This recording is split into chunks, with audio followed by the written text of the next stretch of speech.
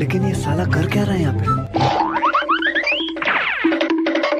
અલે પાલા આ હું જોઉં છું યાર જોઉં છું આ હનો સિમ્બોલ છે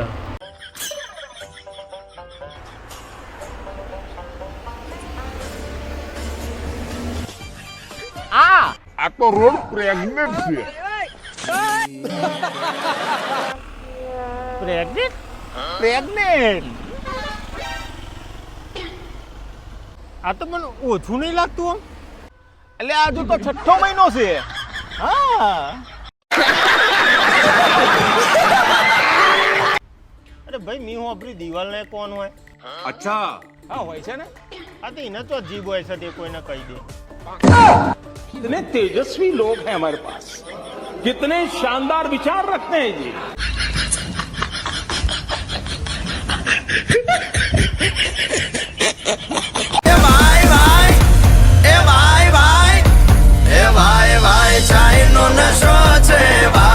એટલે આ તો પેલો ઇન્ફ્લુએન્સર જ લાગે છે આ વિડીયો બનાવે છે એ જ છે ઓ ભાઈ ભાઈ હા ભાઈ અયાન હા ભાઈ આયો આયો તમે પેલો વિડીયો બનાવો એ જ છો ને ભાઈ હા ભાઈ એ જ છું એ જ આપણે દુકાનનો વિડીયો બનાવો છે બનાવી આપો હવ બની જાય ને કેટલા રૂપિયા થાય જો ભાઈ આપણે ઇન્સ્ટાગ્રામ પર બહુ બધા ફોલોવર છે ફેસબુક પર છે ને યુટ્યુબ પર છે એટલે આપણે સ્ટોરીના 10,000 રૂપિયા લઈએ છીએ અને રીલ બનાવી હોય તો 50,000 રૂપિયા લઈએ છીએ એટલા બધા જ નહીં યાર અમારી જોડે તો 40,000 બેવ ના હાલ દેજો ભાઈ ના ના યાર એટલા બધા હોતા હશે એટલો તો દુકાનનો માલે નહીં મારા તો ભાઈ 15,000 હાલ દેજો બસ તમારા માટે 15,000 માં કરી દઈશું ના યાર એટલા બધા જ મારા જોડે રૂપિયા નહીં અલા ભાઈ તો તમે જ શું હાલશો બોલી જાઓ તમે જ કહી દો ચા અને ગોપાલના વાટકા તો ભાઈ સરગાસન ચોકડીથી એકદમ નજીકમાં આવેલું છે ભેરુનાથ કિરાણા સ્ટોર અને અહીં આગળ તમને આવજો મસ્ત મજાના ગોપાલના વાટકા અહીં આગળ મળે છે અને ચા તો એટલી જબરદસ્ત કે તમને ટેહડો પડી જાય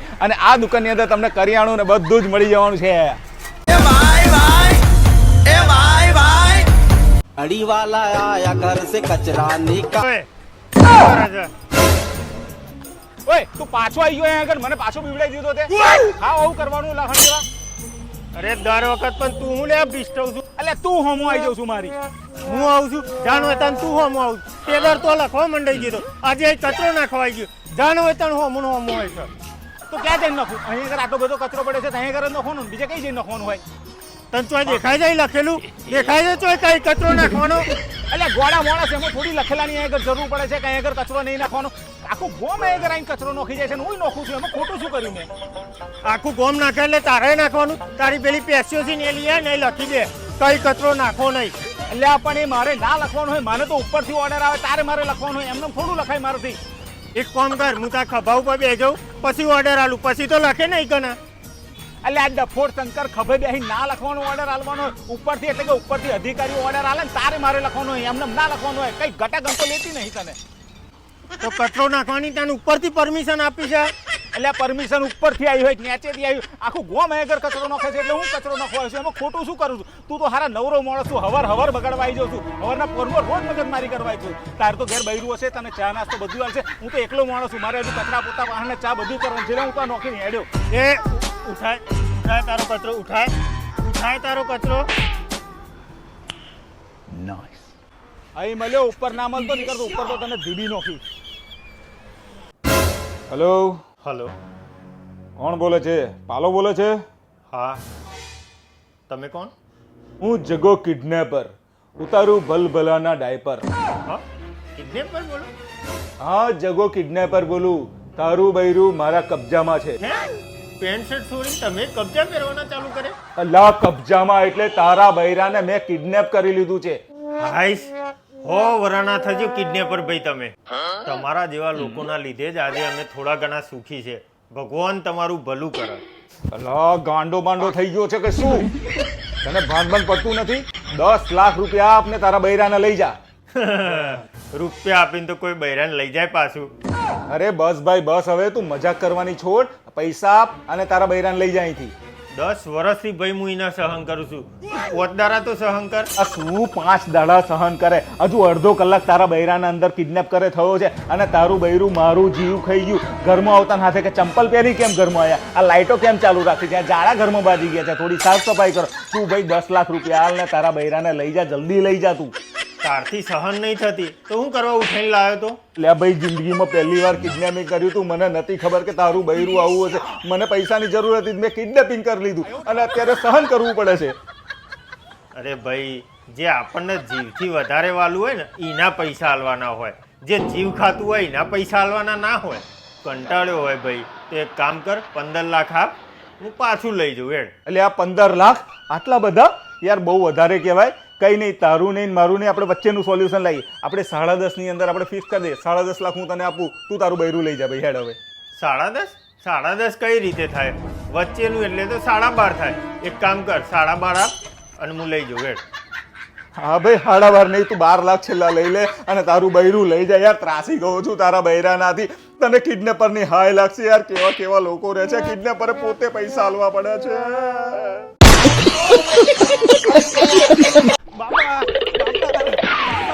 બાબા, મારા હાથ જોઈએ લો ને. હા બચ્ચા, લગન નહીં થતા.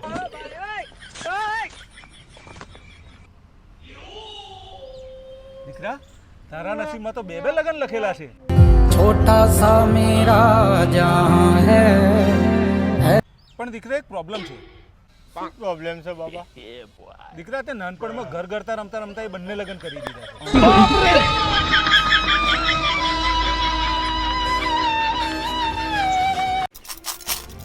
ઓ સાહેબ, ભગવાનના નામ પર 2-5 રૂપિયા આપી દો ને.